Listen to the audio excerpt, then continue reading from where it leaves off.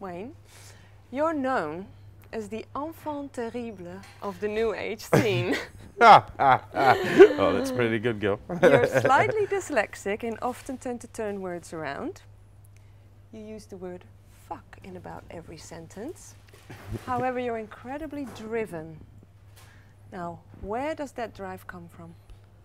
The drive comes from the center of my being, and also comes from my ability to look at things scientifically with my mind. So it's a combination of two areas, and that's what originally got me into doing a lot more research about human cognitive behavior and how humans react to the external world, the internal world, and also to the universe and the planet shifts and different factors. And about 10 years ago, I started developing a number of techniques on myself, originally for about a year. I walked in the bush for about a year and just went through different structure inside my own body, and found different areas of my body where there was power, where there wasn't. Could I move energy from outside of my body into my body? Then could I move the energy around my body using my mind as the focal point of the movement? And then taking it further than that, starting to use other body areas to actually move it and bypassing the mind.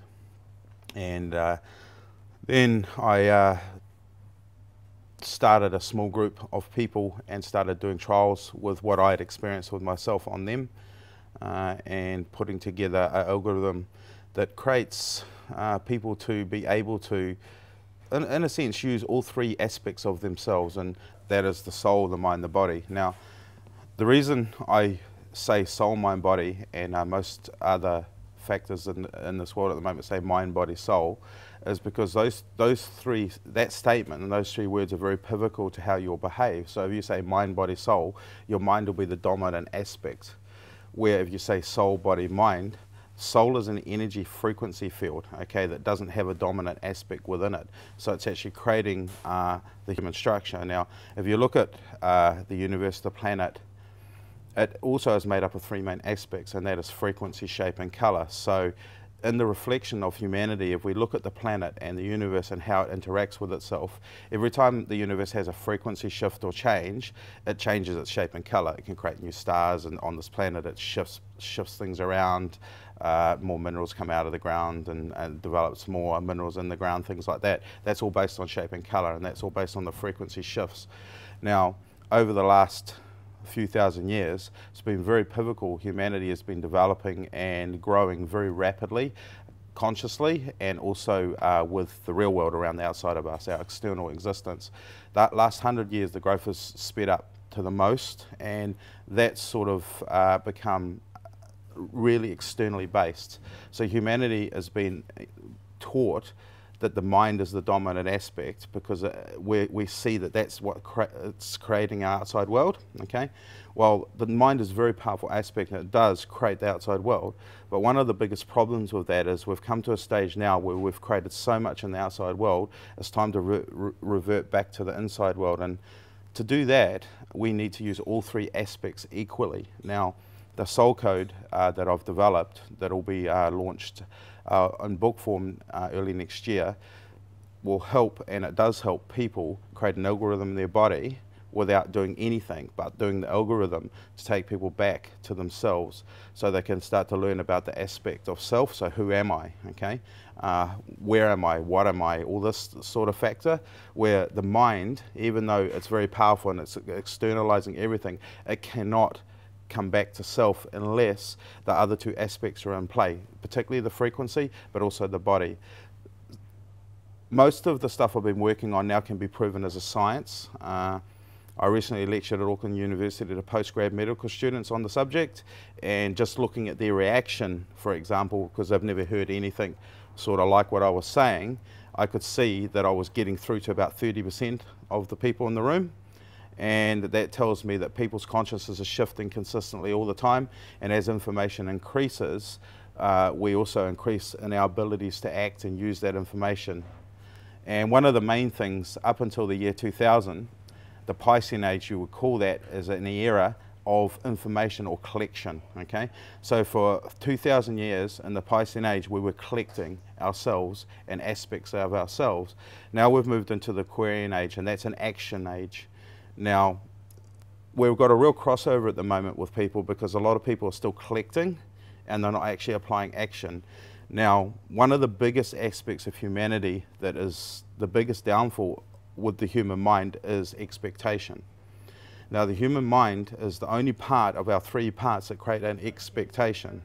Now, what it does then is it puts that expectation into the body's cell memory. Okay, so then the body is also then reacting to that expectation.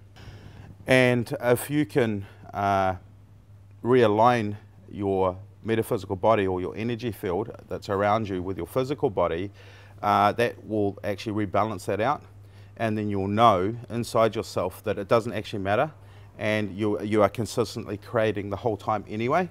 And if you remove that point of expectation, your life will actually flow a lot more calmly. Now, the Soul Code algorithm pretty much sets that in place, that you start to remove expectation. One of the things is with humanity is everything we think stores in our body cell memory, but it's point stored. So we have 6 main power points in the body, one on the forehead, and some groups around the world call this the third eye. Personally, I say it's a clarity eye. Okay, if you're clear, you see. Okay, and to me, there's more clarity there, the more power it has. There's a point here, and I'm using that now, it's speech. Okay, there's a point here, and that's expression. Now, if I express what I have to say, I'm going to get a lot more intention than if I read off a piece of paper and present that. Okay, people will start to go to sleep if I'm not expressing. Now, this point here is a very interesting point, because right now in the medical and the health area, thyroid problems is probably one of the fastest growing health problems in humanity currently right now. And one of the reasons I found for that is people don't express themselves enough. Might it be their truth, might it be whatever, just that expression clears the point in a sense, okay? So it clears the energy built up on the point. And then there's the heart, and the heart's also an interesting point for humanity, because in the mind we're told that the heart is love, okay? It's everywhere, hearts are everywhere, love is associated with the heart.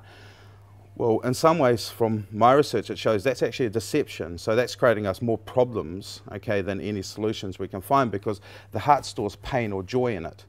And those are the 2 main aspects of it that I've looked at doing a lot of human trials. And if people can go back to those 2 aspects, because love from my point of view is an energy. It's a frequency, okay? When you achieve that frequency, you definitely know it. And it's a body experience. It's not one-pointed, okay? So all the points have the frequency of love within them, and as your vibration rises as you put your frequency into your body, by doing the Soul Code, your vibration will slowly rise and you'll start to feel good. One of the biggest aspects of humanity is if you feel good, then you are good. There's nothing else from that. The mind will not create external problems if you're feeling good. And so then you've got the solar plex. Now, the solar plex area is an area that really takes a lot of hammering, and one of the areas, the stomach itself gets out of balance a lot, okay, physically, and the physical aspect of humanity, and that creates us to get sicknesses easily and things like that. Well, if you correct the energy field in the stomach, okay, because like a lot of people go and diet, they'll take probiotics, they'll take a lot of things like this to help their stomach to balance out, but they have to keep doing it. So as soon as they stop, 6 months down the track, it's become imbalanced again. And that one of the things is because they're not attaining to the first point, okay? There's 3 main points of us: our energy, our mind, and our body, okay? Or our soul, mind, body, if people would like to call it that. Now, that energy is the first aspect, okay? And if you attain to that aspect, then the other 2 aspects balance out a lot easier. And so it's about how to attain to that, and that's one of the things. So you can eat really healthy and sort yourself out temporarily, but if the other points are not in balance, then the nutrition will only cover the surface or something? Or? Well, the nutrition will stay in the body as long as while the body absorbs it. As soon as the body finishes absorbing it, you'll have to keep doing it.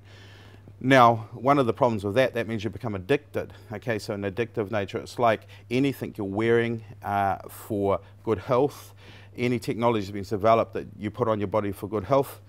My recommendation is to only wear it half the time of the recommendation, so your body can then naturally adapt, okay?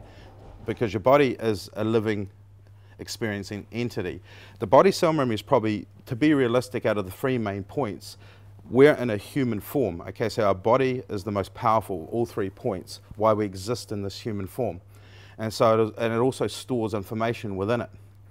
And you can teach it and it can learn, but if you do anything that's consistent and it becomes an addiction, the body's a very addictive force as well, because the memory reads that, okay? So rather than adapting and changing, it stays reading that same principal point. Now, I've proven this using crystal technology. I have a bracelet here that is called a Dreamlet. Now, this bracelet has a frequency on it, and that frequency is the same frequency as the average human's frequency around the outside of their body. And so what that does, by wearing this bracelet, and you wear this bracelet when you sleep at night mostly, it draws that frequency back into the body, and as that frequency moves back into the body, it actually empties the body cell memory of its memory bank. And so you're refreshing yourself. Now, people say, like, we're collecting aspects of ourselves, but our mind's overloading our body cell memory, and so those aspects of ourselves are staying around the outside of us and not being able to be collected. Okay, and that's so it's not collected because the mind is blocking it? Well, the mind's overloading with thought. Right. Okay, so the mind thinks so much. I mean, it's like, for example, still the mind. That statement is delusional. Okay, that's an impossibility in science for the mind to become still.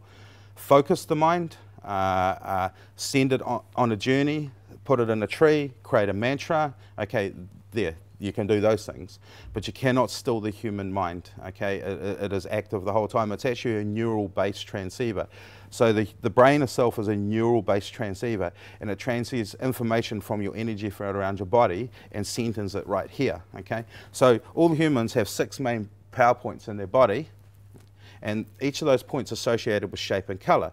So for example, if I put purple on this point and I visualize a purple energy field from this point outside or inside my body, that's going to have an effect. But if I actually put it in a shape, that's going to increase that effect, and it can be shaped from orbs to pyramids to cubes, pretty much any type of shape you like. It is going to have a more concentrated effect from your point of making a point or making a point to self. Like, one of the things about the human mind is, unless you instruct it to do something, it does whatever it wants, okay? So if I'm moving along with my mind, thinking a lot, repeating my thought here and there, then I go, hang on, I want to stop that, okay? So I go and do something to stop that. Unless I repeat that stopping principle point, the mind will just go back onto its same journey of externalizing everything around it. Because the frontal lobe of the human mind is an external aspect of ourselves. It creates our external reality. The rest of us is the creation of that external reality. So if you're using your mind only to create your external reality, in most cases your expectation, you'll have disappointment and things like that, and a lot of this stuff will arise in your life. But if you're using your entire being to create and using your mind as the channeled point of that creation, then you will be a lot more powerful. You'll feel powerful inside yourself and outside yourself. A few aspects of humanity at the moment is, people say we're moving from the mind to feeling. Well, again, from my research, it shows that's the worst thing we could do, because the feeling creates the mind to become more active, even more crazy. Because if I have a feeling that I don't know, the mind creates that to a fear. Now, if my mind's too out of control, it can create a feeling. So feeling, and again, so it's missing the one aspect. So there's always 3 main aspects of everything we do in this world, in this universe, as an individual. And what aspect is it missing? It's missing the knowing. So an exercise I get, particularly with our 21st Century Youth Program, what I get the youth to do is go in the mirror every morning, and the first exercise they do it for 7 times. Now the number 7 is particular, so it creates a completed cycle. So they go, they go, I love myself, okay, 7 times in the mirror. And then the next part of that is they go, I know to think to feel. I know to think to feel. Now they're instructing themselves. It's very simplistic instructions, and there's no time frame on the instruction. When you know that's real to you, you know it's real to you. So some people might take a few months doing that instruction and they become more internally powerful. Others might take a few years, depending on how dense... How conditioned you are, maybe. Yeah, how dense their body cell memory is. Well, we're brainwashed. Okay, the system is a brainwashing system. It consistently brainwashes all the time. The biggest aspect of brainwashing is fear, of course, okay? But fear is a human element as well. So fear can never be removed, but it can be faced. Okay, so it depends how you're observing something. And if you're observing it from all three aspects of yourself, well, things are easy to fix. If you're observing from the mind, again, the mind is a problematic aspect. Some other factors are, like, if you have a problem, for example, problems are finite. Okay, so we know what all the problems are around the planet. They're very finite, they're very identified, but the solutions are multiple. Okay, but each individual can't have the same solution. So if we find a solution for everyone, that won't work, because the solutions are so multiple and each individual has different types or different layers of solutions for the aspect of a problem. So another good exercise to do is, if you have a major problem or you see a major problem within yourself, if you look for the other side of that problem, it'll automatically create the solution that is for you. The other side of the problem. Yeah. Can you give an example? Well, if I have a problem with you, for example, okay, so I have a problem with you. Now I can break that problem right down to, I have a problem with the way you talk, all right? So to find the other side of that problem is within me, okay?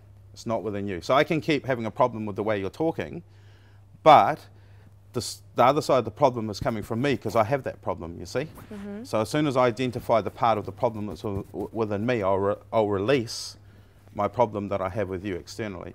We are reflectors, okay? Most commonly when we have a problem outside ourselves, the other part of that problem does reside within our own cells, or it can be stuck in the body somewhere, Mary, and we might not even know it's there until someone triggers it. So we could go along happy for ages, and then someone comes along and triggers something in us, and we lose the plot, or we become upset, or we become judgmental, or needy, or any of those aspects.